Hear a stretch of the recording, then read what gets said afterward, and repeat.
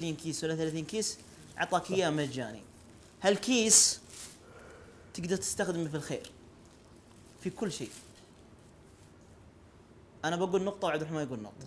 هالكيس ممكن تعبيه مويه وتوزع العمال في الشوارع. هذه اول نقطه. والكيس هذا يمكن لو طلعت خصوصا بالمنتزهات وذا انك تاخذ بقايا الاكل اللي انت جبتها معك. هذه نقطه. يا سلام. هالكيس باقي في حاجه ثالثه، ايش تتوقعون؟ هو نفس الكلام اللي قلناه طبعا. في واحد جابه قبيله منكم. الكيس؟ ذكرناها. بالليل. هالكيس تقدر تصنع باقي فيه بالسعاده. الكيس هذا تقدر ترسم بالابتسامه. ترسم بالابتسامه فين؟ فين؟ حلويات بريال بريلين 3 ريال تمر توزعها على الاطفال. هالكيس معلش اضيف نقطه. تفضل. هالكيس تقدر تعبيه حتى ما تعبيه، تشتري اي شيء. ايوه. تزور فيه مريض يا سلام. كنت بجيبها بس رحت تكسب اجر. يعني لو جيت بالمريض، لو جيت بس ورده حطيتها بهالكيس يا سلام واعطيتها، او دعوه حطيتها بهالكيس وزرت هالمريض كسبت اجر. صحيح. ممتاز. طبعا احنا كان عندنا 4 نقاط وجبتوها. اللي اذا عنده احد نقطه زايده يتفضل. احنا تكلمنا عن ايش؟ انك تقدر تعبي مويه توزع على الناس او تعبي اكل او المخلفات. يعني تخيل لو معك اولاد 3 اطفال او 4 اطفال ورحنا مثلا بر او حديقه وجلسنا واكلنا وخلينا اكلنا ورانا ومشينا. ايش رايك عبد الرحمن؟ هذا صح ولا غلط؟ لا هذه حاجه سلبيه، لان اللي بيجي بعدك يبغى المكان نظيف. صحيح. وانت لو جيت يعني انت الشخص اللي نزلت اغراض بعدين حصلت الاغراض هذه منزله راح تدعي عليه وراح تسبه، هذا ما عنده نظافه، هذا ما يهتم زي كذا. انا اعرف لك احد الزملاء، لا تفكر الفكره هذه جت من فراغ. اعرف لك احد زملائنا اذا طلعنا البر بعد ما نخلص يجي يوزع علينا اكياس. اول مره طلعت معه وزع علينا كيس زي كذا، قال يلا شباب خلصنا، قلنا ايه، قال كل واحد ينظف مكان اللي هو فيه. اقسم لكم بالله العظيم لا تفكروا محمد جايبه من راسه، لا هذه انا شيء وقفت عليه. تفضل يا كعبي. طبعا هالكيس صار لي موقف عشان اقول لك هالكيس.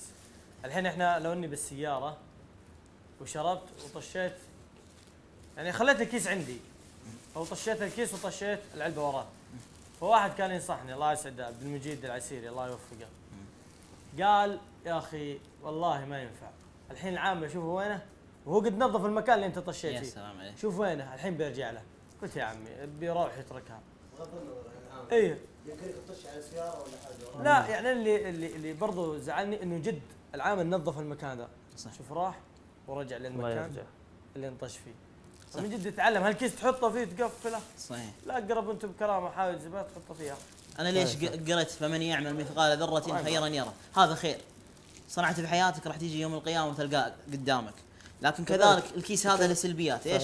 ان نعبيه ونجي نرميه في الشارع ولا نرميه برا. الحين تمر على الزباين الله يكرمكم تلقاه فاضي الدرام وتلقى الاكياس من وراه ودونه. هذا يسوي مهاره تصوير. ها ايش يسوي؟ هو ماشي يمشي 60 70 اي كذا. فانا اقول ولا حصل ما يروح يا ابو يزن تفضل.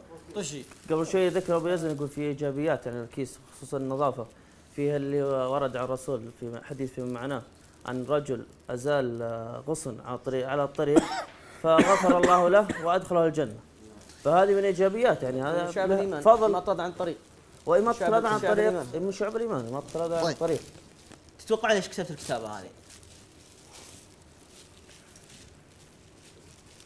ليش كتبت الكتابه ذي؟ عشان لو ضاع كيس او طاح او شاته هواء وطاح في احد قراه فاثر في الكتاب. طيب ليش كتبت الكتابه؟ والله هذه عنوان بالتعرف.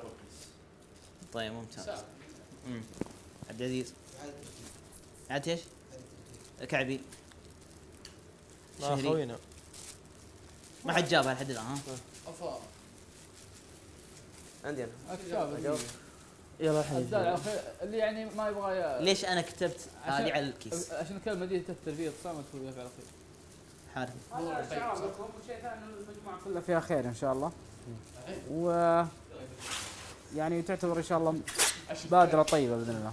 انا اشوف لان هذا العنوان، ان هذا هو الشيء حتى المتوقع الريال، اللي الناس الريال. تنتظره منا اللي احنا نسويه. اسمع يا ولد شباب طيب. تكفون.